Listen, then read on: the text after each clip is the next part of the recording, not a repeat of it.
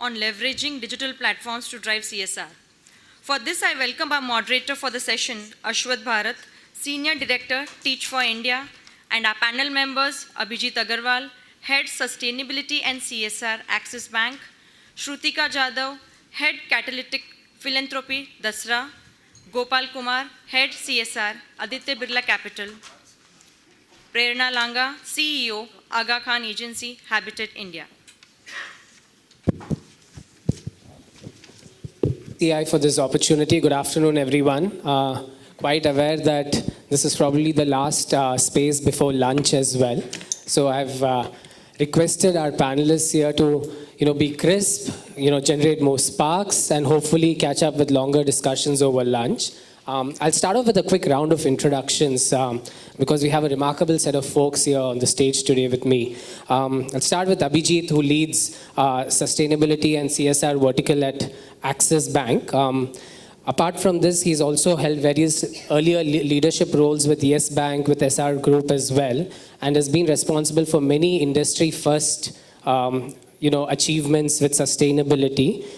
He's member of the Bombay Chamber CSR Committee, the CII Climate Change Council, CII Net Zero Council, and the FICCI National Task Force. He's also advising the Center for Development Policy and Management at IIM Udaipur, and is also part of the World Economic Forum Alliance of CEO Climate Leaders.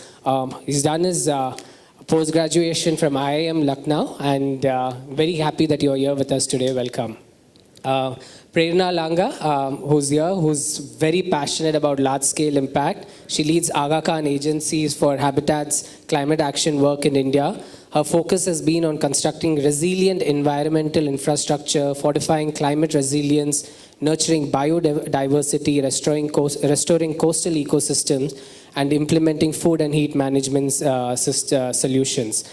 She's been instrumental in establishing organizations such as Yes Foundation and the ICICI Foundation, and has been recognized as one of the top 5 social impact professionals in India by AVPN and Social Venture Partners. Welcome, Prerna. Next, I'm going to Mr. Gopal Kumar, who's an enterprising and dynamic professional having over 25 years of leadership experience in corporate social responsibility, rural marketing, strategy and planning. He's also held key roles with Hindalco Industries and Aditya Birla Sun Life Insurance Company as well. He has been recognized for his contributions, and he's been honored with the Aditya Birla Capital's Inspiration Award for Emerging Leadership in 2018 and Functional Excellence Award in 2023. He was also recognized with the Mahatma Award 2023 for Leadership and Social Impact through CSR. Welcome, sir. And last but not the least, Shrutika, taking the liberty of introducing you finally. She's an associate director at Dasra, leading the Catalytic Philanthropy Division. She's worked with, she has an experience of over 15 years building non-profits, fostering partnerships and collaboratives. She started off a career with one of India's largest insurance company, and then kind of switched her career to become a teacher, where she joined Teach for India to be a fellow and worked for 2 years as a teacher, and then started to build the organization in the early years. She continues to be a strong advocate for an excellent education as a lever for change. She works closely with family foundations, corporates, non-profits, and holds a master's in public administration. So welcome, Shrutika. So as you can all see, we have a remarkable set of folks here, and we've come together to really talk about, how does CSR transform through, in the digital era. And maybe one of the things we can start off by doing is, since everybody has a smartphone here, feel free to take a picture of the panelists, post it on LinkedIn, find them there, tag BCCI, and we'll get the conversation started. For today's discussion, basically, there are 3 big themes here, right? So one is, we want to really understand where are we seeing bright spots and best practices when it comes to transformation. The second, of course, what the other groups has as well spoken about is just the challenges and opportunities that are there. And the final theme is, how do we innovate and move forward with partnerships, right? Just a little bit of framing, and I promise I'll stop after this and hand it over to our panelists. Is that today almost every organization has a website, they have a social media account, right? So people are using technology in different ways. So the framing of this conversation is that it's not new, it's already been there, it's mainstream, and so how do we take it to the next level? In fact, crowdsourcing or crowdfunding platforms is an example of a very mature and democratic way of seeing how, social responsibility kind of plays out across the society. While this is on one side, the other side is completely around, the digital divide, the privacy regulations, the ethics, and what are the challenges that come from there, and we'll kind of move in that direction. So I'll start off, Abhijit, with you. And one of the things is when we think about technology, especially with social responsibility and corporate social responsibility, technology is used to reach our audience, build impact reports, informs even strategy as well, right? And the reason behind using technology is that it brings a certain sense of transparency and accountability, which is a very key pillar when you think about transparency and accountability for CSR work. So logically, technology and CSR kind of go together. Maybe there's an emotional connect that we are all searching for when we are using technology and CSR.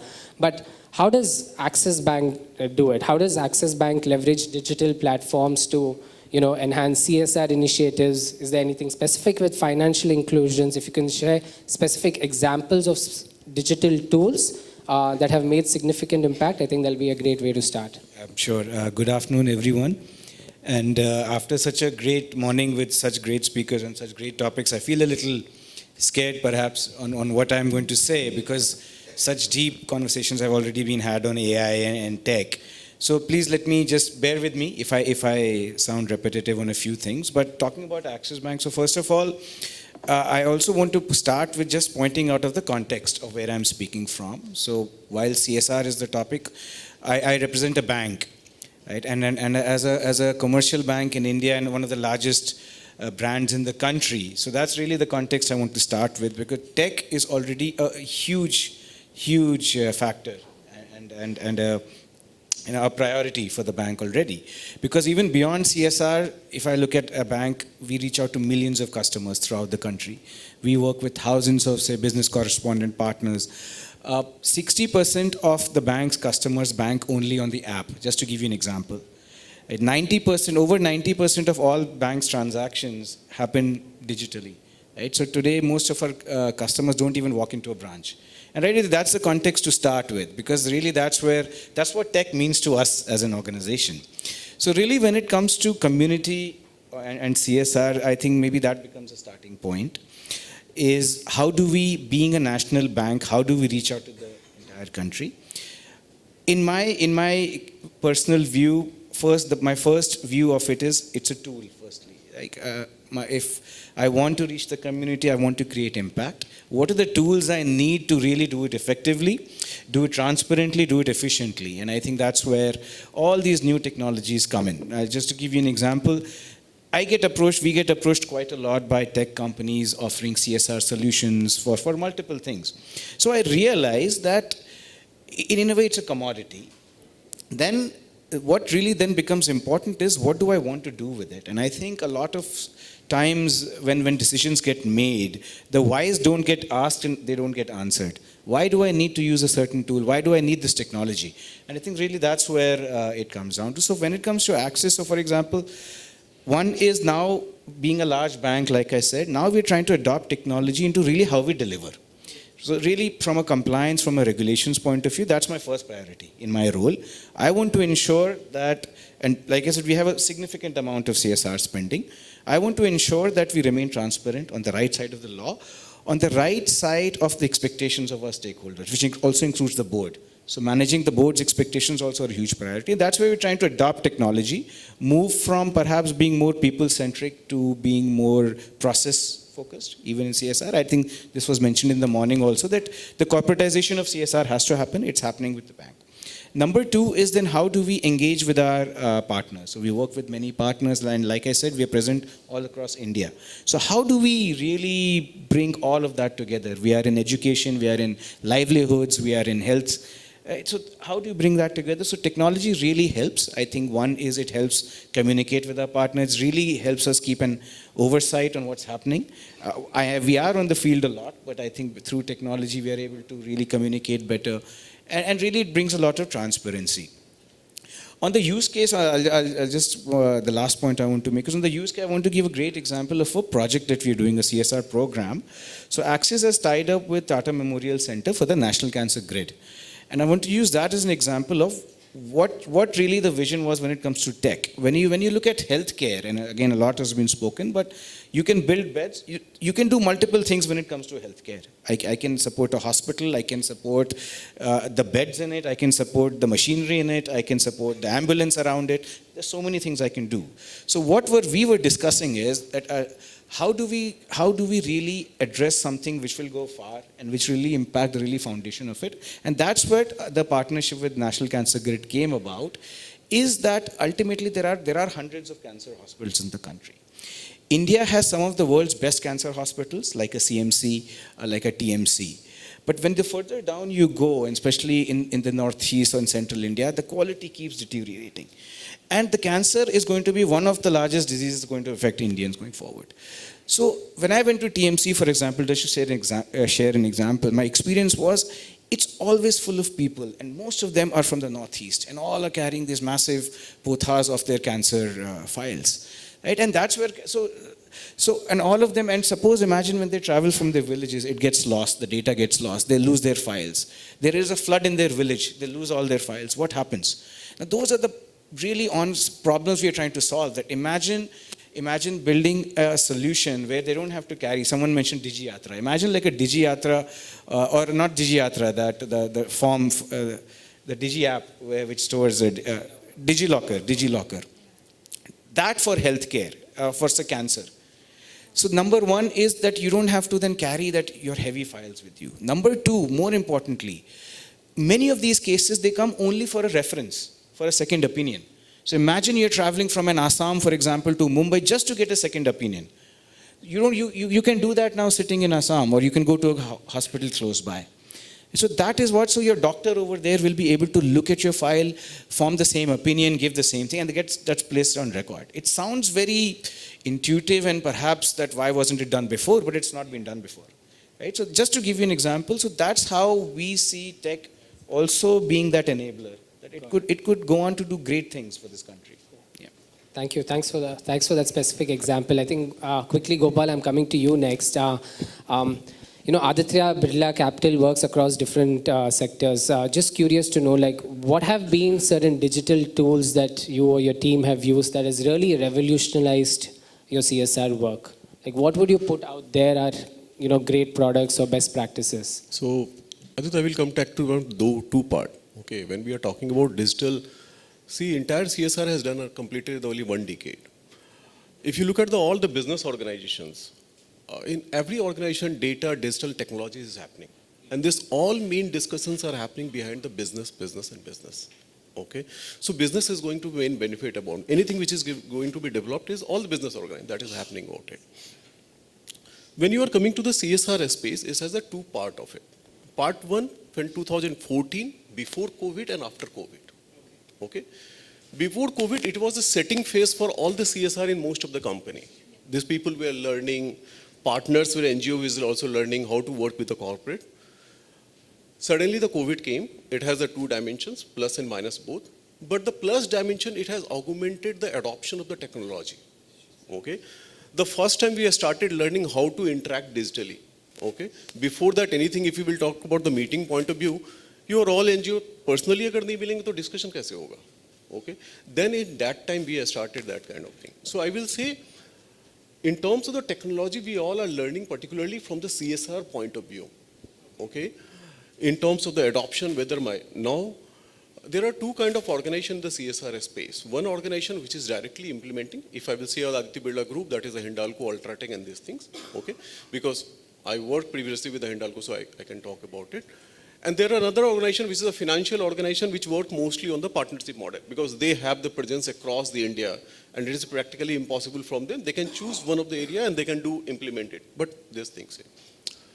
So from that point of view where we come to the financial business services point of view, I will say major point of view how you can digitally is how you can have an initial discussion with the partner, how you can collect the data, even the basic questions which I am asking, whether your partners are able to use the basic Excel sheet or at some of the partners where you are talking about. Because in the CSR space, what happened, you have the few partners which is the bigger partners. They have the advanced stage, okay? They have the capability, they have the manpower, they have attracted those who are the organization which is 100 crore plus kind of thing, they have reached to that stage. But actually, when you will go to the grassroots level kind of thing, okay, where you have the partner average in business, average fund size, or you will say their fundraising is 10 to 15 crore of the kind of organization these are. These don't have so much capability in handling those data, their quality of manpower, these things. So we look at from both the dimensions point of view, okay. Sometimes we say that these are the desired data which we required, and in the beginning, we set up this entire metrics for this data collections or data seeking informations. We say that. The another side of the organization where you have to do the handhold these kind of organizations. Because you know these people have the right intent. These people have the quality of deliver that kind of thing. But the language which corporate talk, the language which CSR guy need to talk to the board, talk to the senior management. And the same time, the language we need to talk to their NGO partner. An NGO which in turns talk to the beneficiaries is the completely different. Okay? So, from that point of view, we have handhold them कि ये data ऐसे चाहिए. वो कुछ भी data उठा करके आपको दे देते हैं. I am not questioning the intent, but identifying the right kind of data, and that's what we are doing both for the two different segments. Those are the partners who are rich, who are mature, different way of handling these people. Those who are not, who help them to understand and identify that. Basic things कि आप Excel sheet तो समझ लो, data analyze तो कर लो, data collect तो कर लो, data को आप pivot table मार तो लो. Not going much deeper about it. ये ऐप है आप इसमें डेटा फीड करो the basic fundamental questions is and then you go to so it is the different we have categorised the NGOs and accordingly we are building that.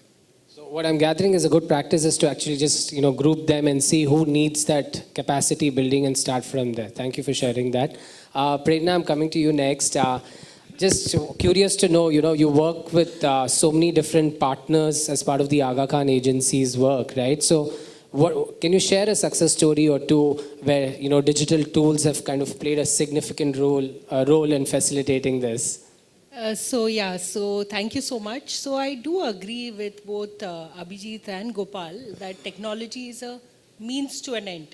And we too have our internal system where we have in terms of an MIS, and based on impact parameters, we monitor. And of course, since we have donors, learning from them in terms of their requirements and reporting on their systems. I would like to talk about a couple of tools that we use. So we are into climate resilience. So we work a lot in urban areas on cities. So we have taken the city of Mira Bhayandar, which is the next city next to Mumbai, and we are working on the climate action plan, cooling solutions for the city. We are also working on the coast because cities and coast are most vulnerable. So while we have mangrove plantations on the coast, we have put in the system of Internet of Things, IoT. And globally, billions of dollars are spent on IoT. Of course, most of the money goes into agriculture-led work. But we are using it more for mangroves and wetland conservation. And it works brilliantly because while mangroves is a great creator of carbon, for carbon sequestration, they are also delicate. So we get to know like on a daily basis because of the sensors, whether there is nitrogen, potassium, what algae is there and what corrective action needs to be taken. In fact, grateful to have partners like Ericsson. We worked with Ericsson, our donor, on this, and then with HDFC Bank also.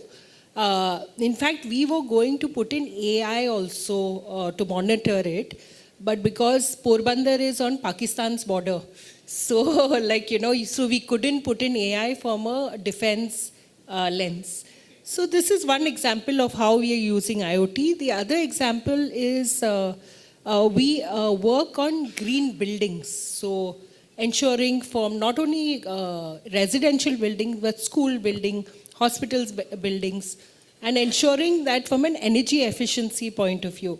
So we really like this tool by World Bank IFC called the EDGE tool. So we use that tool and to monitor, like we have done it for a residential housing society in Mirabandar, some 280 units. Monitoring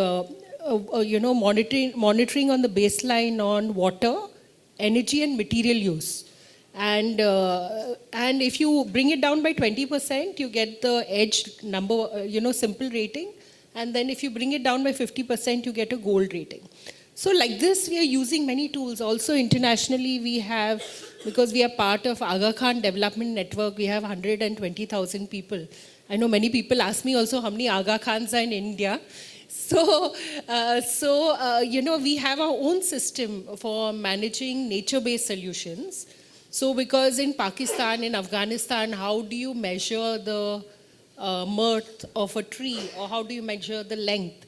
And so we have an internal nature-based solution system to ensure that the measurement worldwide is the same.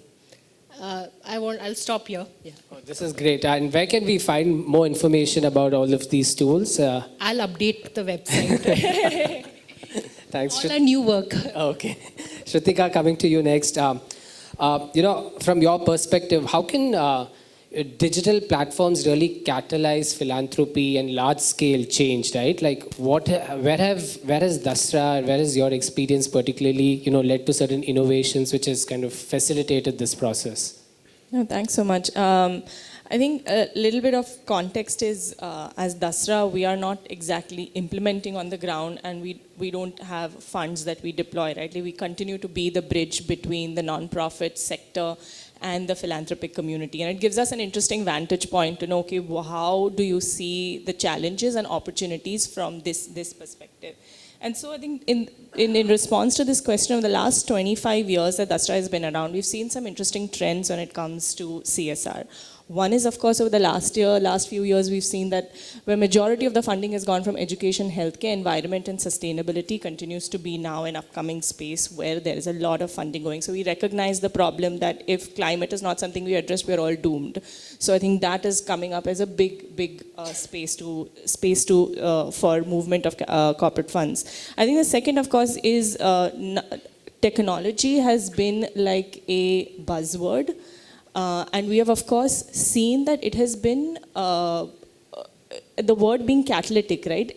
How is it that the limited funds that you put in investing in technology can create an impact that you can have others then come and contribute to that and piggyback on that investment? And an example, right, when my colleague here was speaking about how 60% of the users are now using internet banking system, the ability of technology to reach the last mile and scale is phenomenal. But the question is, are the corporates funding ready to support non-profit, technology-based innovation, and therefore be patient?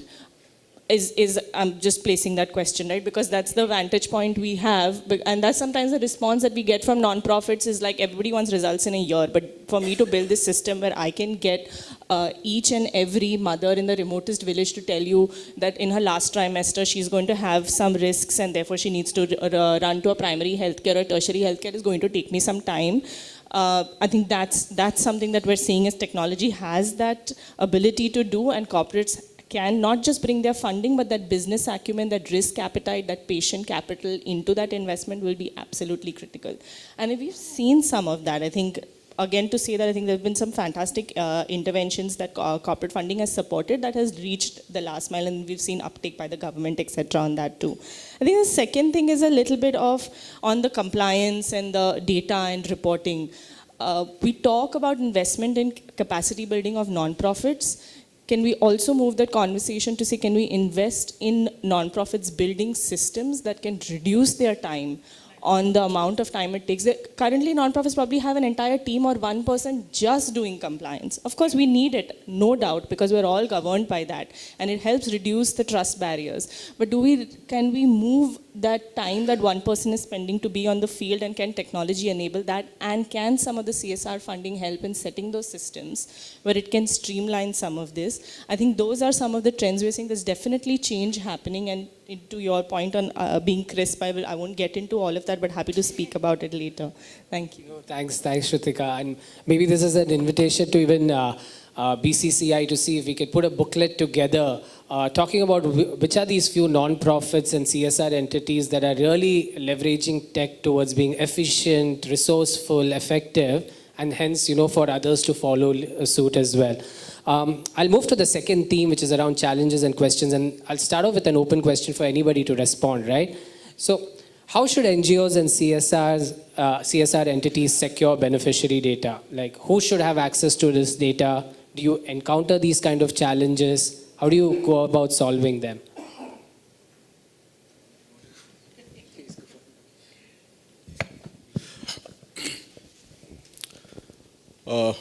This question has two dimensions. Okay. Dimension one, where involved about the data privacy. Dimension two, where corporate want to authenticity, yes, my money has been spent for the right cause. Okay. The informations which you are providing, it is validated, authentic or not. Okay, so that thing. And being as a corporate is also cognizant with the fact that data is the most crucial important factor, and particularly the financial sector, you know how much we talk about the data safety and data security point of view. Even within the corporate, if you have the two different legal entity, you can't share data between one legal entity to another legal entity. So that's the basic challenge by any organizations which have, and we are doing that. So in this case, what I say, we seek information from the data from the NGOs, but we don't give the personal informations. Okay, you don't provide me his contact number. You don't provide me his Aadhaar card number. You don't provide his PAN number, anything, whatever the information. You give me the basic information. This is the name of the person. This is the age. This is the village. That's it. Okay.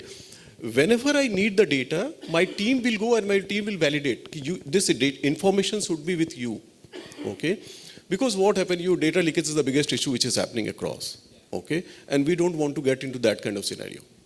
Okay. System is not currently, whether it is the NGO level or whether it is the corporate level, particularly from the CSR point of view, I will say, not so sound and foolproof kind of thing that we can secure all the data. Okay. So if NGO who are the delivering the result at the ground, who are in the touch with the beneficiaries on the day in, day out basis, let the data with them, and with the advice, you please maintain the data, because even the data can be leaked from their level also. And that can be disastrous also in the going forward. So please maintain the data. You collect only that much data where you can secure and people have a trust. Okay.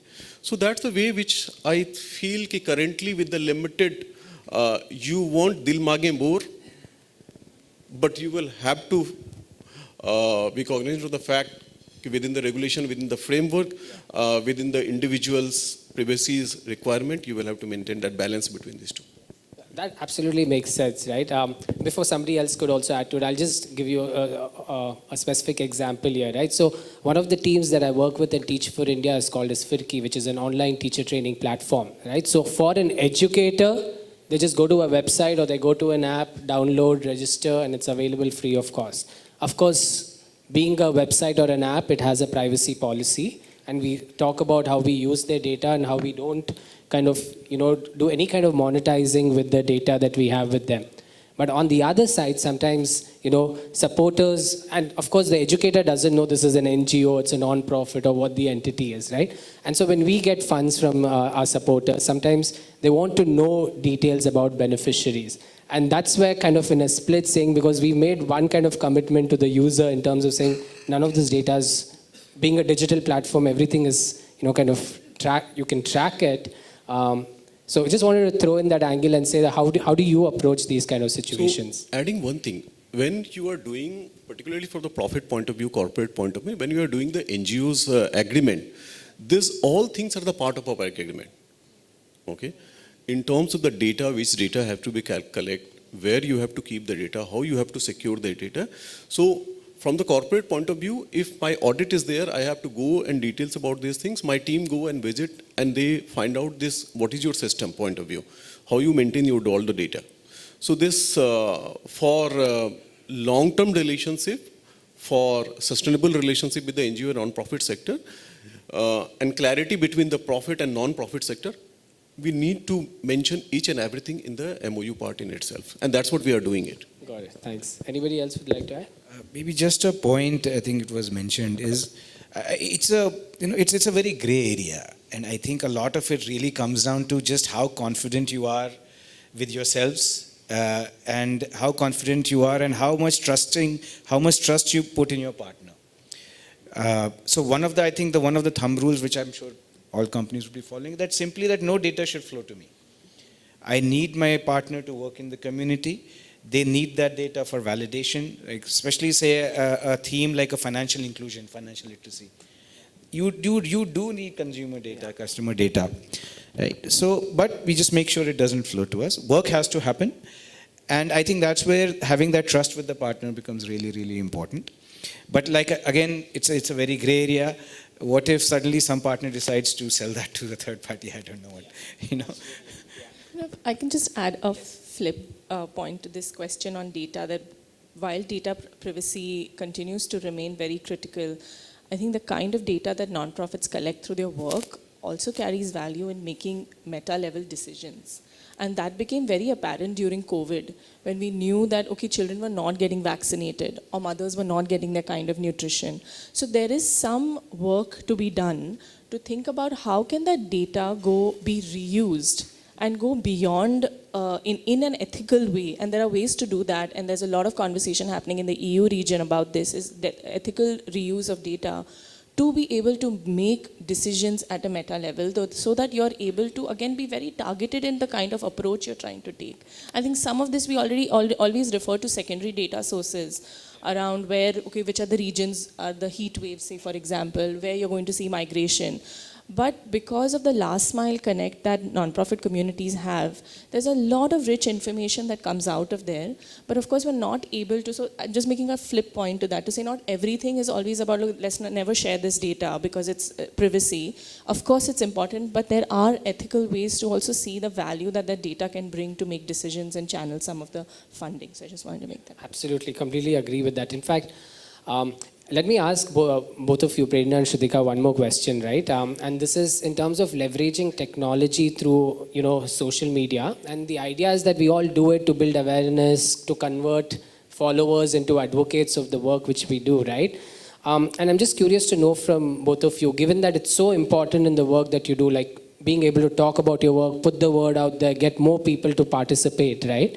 Are there more benefits than downsides when you're thinking about social media and digital media to spread the work? And how do you both really navigate digital tourism, which is a lot around just profile building and branding and all of that? So I am a big advocate for using media for social change. Abhijit knows it. So in my previous organization, when I was working at Yes Bank, unlike ICICI Bank, where I came for, where the budget was some 80 crores at that time, I came to Yes Bank and they said, okay, join. I was asking the budget, I never really got to know. Then later I was told 40 lakhs. So and they were like, we want impact and we want branding also. I was like, what am I going to do in this area? So in fact, we started with, with a focus on youth. And how do we get youth involved in social issues? And as usual, we wanted like large engagement. So we came up with something like a filmmaking challenge, 101-hour social filmmaking challenge, when on India's Independence Day, you get 2 topics and you have to make a film in 4 days. And the emphasis was not so much on the filmmaking, but you know how all of us are like bitten by this bug, because once you get exposed to the impact that you can have, and when you see nonprofits working, then there's no going back to working on anything else. So we just wanted to get people, youth, to have these positive accidents. So for that, we leveraged like the digital media like nothing else. Of course, we used online, we went college to college, we got our branches involved. But digital was able to help us to, really focus on 18 to 25-year-olds. And the good thing about digital is you get to know immediately if something is working or not. So with this whole thing in our heart that we'll change the world one story at a time, year one we had 2,200 participants. Year two we had 50,000. Year three we had 5 lakh. Year four we had 13 lakh from 2,500 cities and towns. And we had a team of some 5 people. So effectively we had our ambassadors. They became our ambassadors. So not only did they use their films, there was this girl, Sudeshna, who you know, who later joined our team also. She made a film on this lady who takes care of 300 dogs near PVR, who's a rag picker. So Sudeshna then used the film to do crowdfunding and she collected some 90,000 rupees.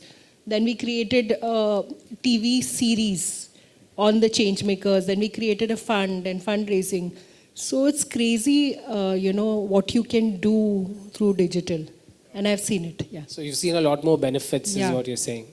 Shrutika, what about you? I think I'll just make one point. I think communication is so important, but content is the key. And I think often I've seen that in the work that nonprofits do, or even philanthropic communities, exactly what you're trying to communicate doesn't quite sometimes come across in a way that you're able to get the message out. And so there's a lot of confusion, conversation around, okay, what do you do?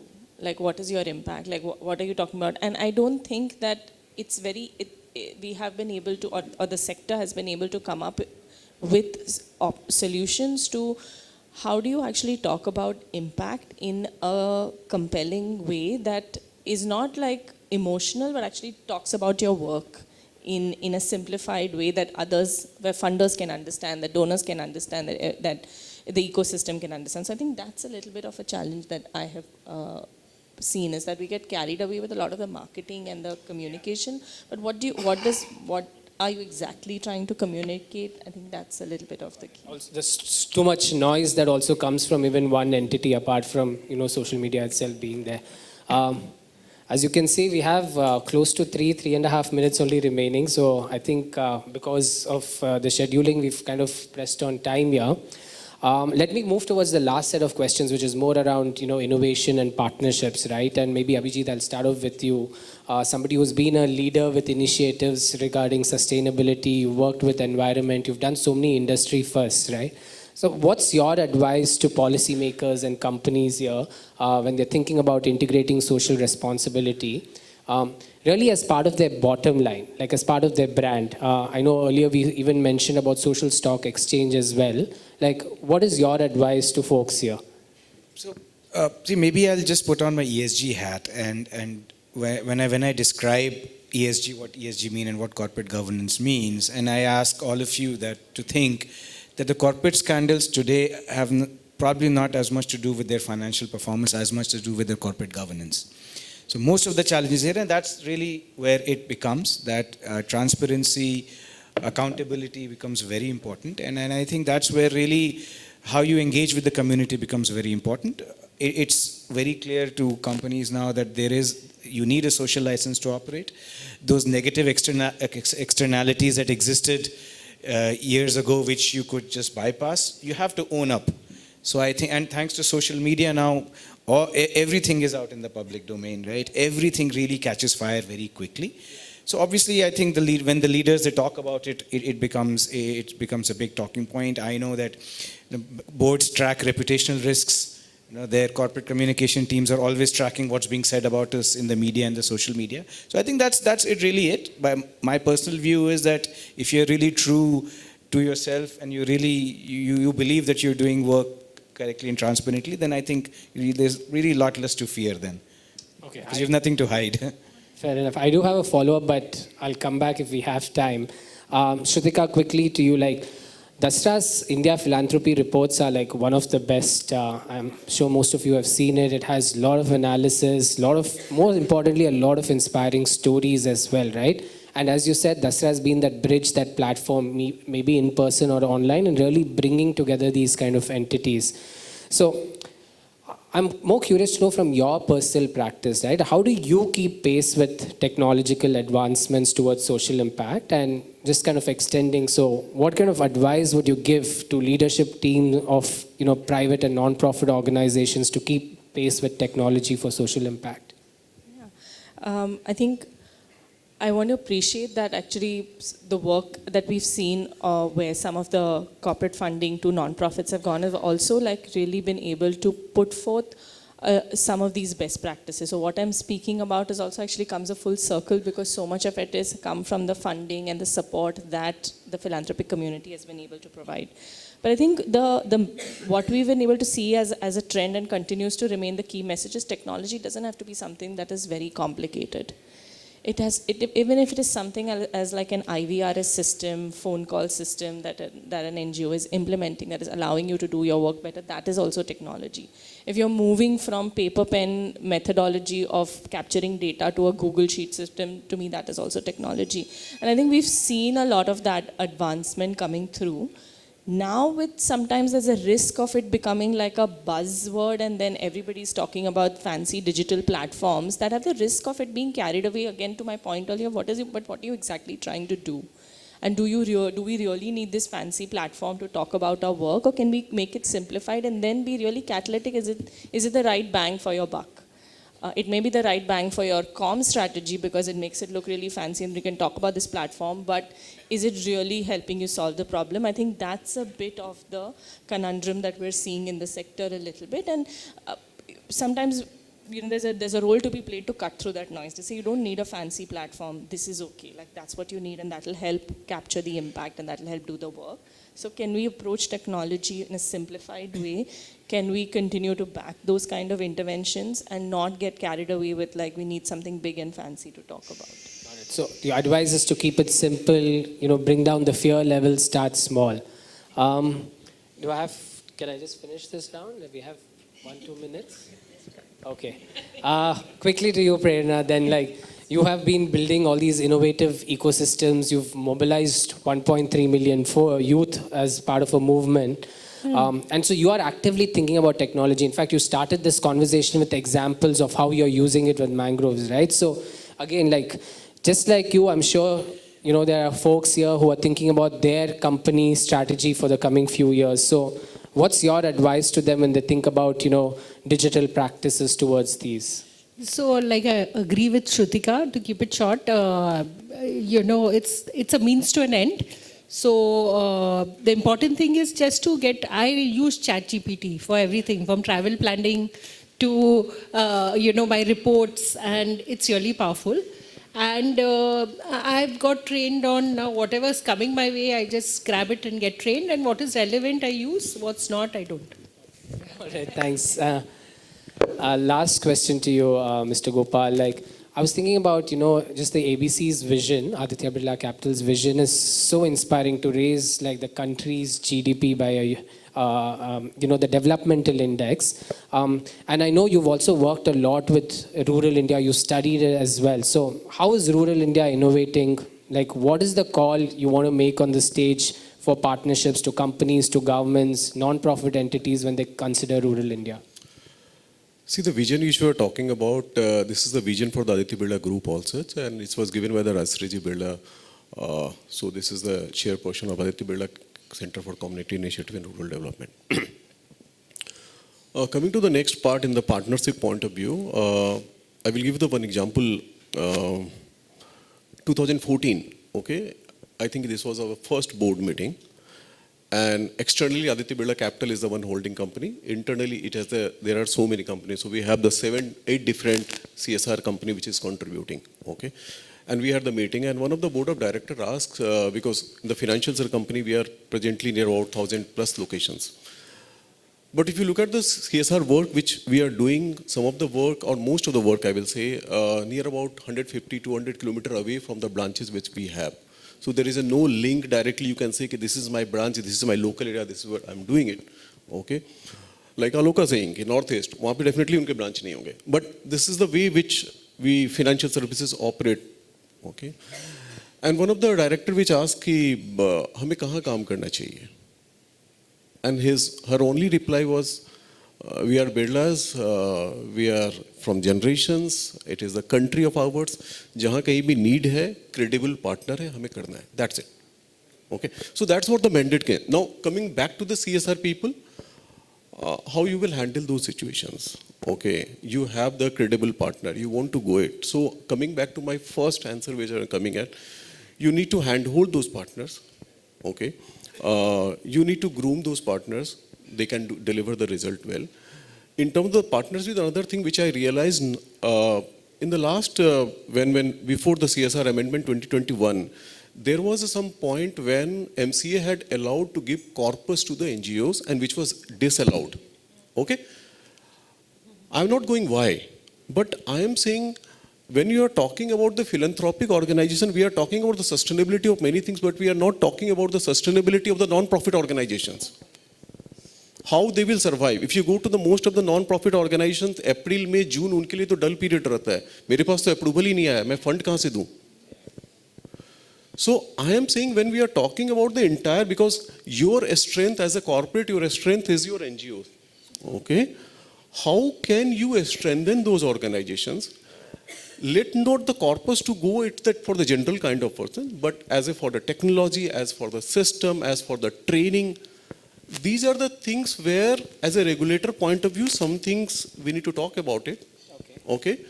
So that it is from the organization building point of view. That is the one part of it. Second, in the NGO world, there are a lot of innovations which has come. But what is the things which we need to do it? If you go to the, if you were to compare the Axis Bank, SDFC Bank, ICICI Bank, anything, you have the common nomenclature to compare. Yeah. But if you go and if you look at the proposal from the non-profit sector, you have the N number of nomenclature. Okay? I have come across the one of the nomenclature, corporate donor relationship manager. SPOC is something different, something is different. So somewhere I will say, we need to define a common nomenclature, which is common for the across, irrespective of which organization handling. So that is the one part which is needed, which is the standardization of the project proposal, which is the standardization of the impact measurement, something, a broader framework which is needed. Even MCA has said, 1 crore के ऊपर के project को आपको जो है impact assessment कराना है, but nothing further. It is only the 1 crore के ऊपर you do the impact assessment. So these are some of the areas where you need to think about the organizational sustainability, particularly non-profit point of view, their capacity building point of view. If you are giving the corpus to the corporate sustainability or their capacity building for their other something, it is not for the general purpose point of view. I think that's fine. These are the broad points which we need to talk, but I'm more interested to talk about two things. One message is a standardization of the nomenclature which NGOs use, which has been part of the corporate world, which is not there. Okay. Second, how you can look at from the sustainability of the organization, particularly the non-profit sector. Okay. Because they are completely, they are not the revenue generating organization. They are dependent on the organization from the corporate which they are getting the fund. But how we can bring certain legislation so that it brings the life easier for the corporate and NGO both. Thank you. Thank you. So due to, there's an announcement, due to time constraints, we won't be able to take any questions. You can catch up with them during lunch, during for the sure. lunchtime. Yeah. If you don't mind, during lunch, because the entire group hall is waiting. Because your session. I'll request you to take it post lunch. Yeah. I mean during lunch, sorry. I'll leave it to you, Shruti. Yes, sir. Please go ahead. So the CSR is there, right? CSR is there, but I see it is not organized. Somewhere we see the cause and we start spending and adopting that thing. So through this digital area, we can see the rural area. I am talking of the rural areas where we can have data analytics, where we need certain, suppose electricity, water, road infrastructure, and those, with the help of the digital area and AI technology and all that thing, you can come to know where is the need. And the government should also play a role with the corporate, wherein they allocate the areas, their corporate should work over that thing. And I would suggest the allocation of areas, monitoring by government agencies, and then I would say that each corporate should be given, corporate entities should be given certain rural areas to adopt that and to develop that thing. If this is done, then the economy as a whole will jump. We are developing this location, but this economy, and it will be a cyclical process. the rural areas grows, networking grows, transportation grows, the commercial level it also grows, and the economy develops at a fast pace. So this is my suggestion, and the government and relation should meet together and make it as an organized entity, the CSR, not as a cost basis.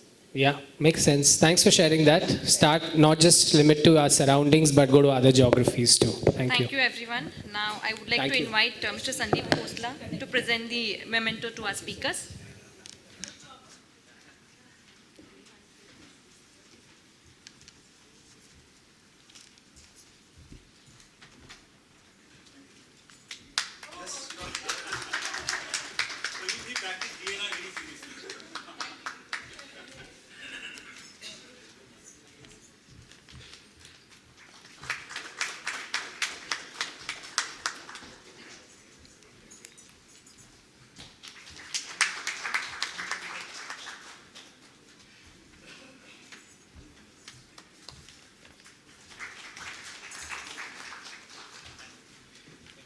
I request all the panelists and the moderator to stay back for a group photograph.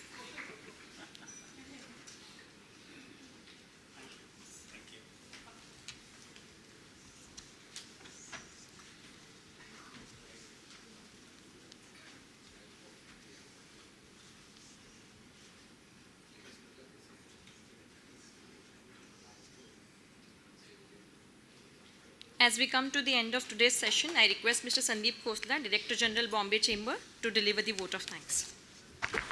Thanks, Shruti. I'm not going to take much time. I know everyone's hungry, and so am I. So, a very short thank you to all of you for coming here today, and I hope this was interesting.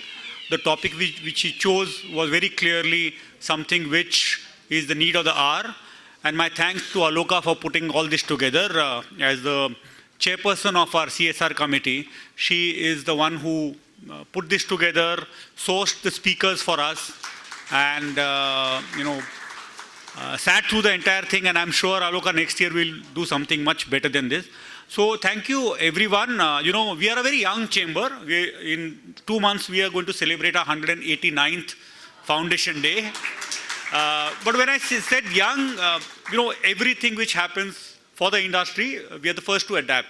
So, digital era in CSR is something which I think is more and more companies need to adapt. Similarly, I just mentioned D&I, that's a very, very close to the Bombay Chamber's heart. We practice that a lot. So in case, you all are members, please continue to enjoy all our benefits. If not, here's a QR code. You can just click on this, become members. We do roughly 10 to 12 events a month, over 100 in a year. Some big like these, some very small in our conference hall at Ruby. Some of you all have been there. Also a lot of training sessions. We've just tied up with IIM Mumbai, and we plan to have 2 or 3 sessions there, training sessions, tailor-made for sustainability and CSR.